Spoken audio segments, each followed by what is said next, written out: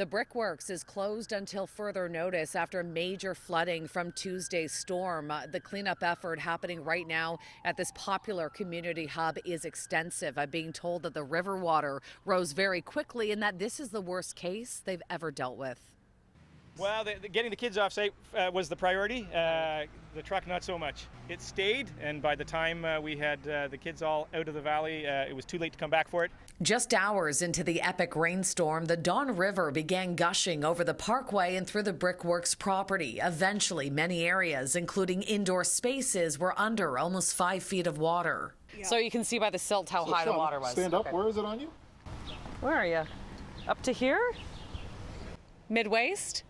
I would say it's high. During a tour of the grounds, I was told that more than 100 kids were on site at the time and had to be moved to higher ground. We had a teen camp here of kids having an adventure camp, and indeed they got an adventure that day. The flooding came fast and furious. These incredible images show how the river had swallowed the property, and I'm told that the flow of the water was so strong that major appliances and concrete benches were being tossed around like toys. I mean, I couldn't even lift that. You wouldn't be able to even move that. Honestly, this is so heavy. Here we go.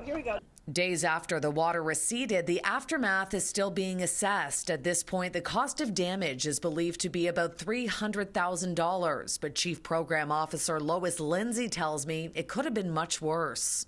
This site was built and designed to accommodate floods. The Brick Works is located on a floodplain and was built to be climate ready with a flood warning system and a series of greenways and other natural elements. And this was the first major flooding event in about a decade.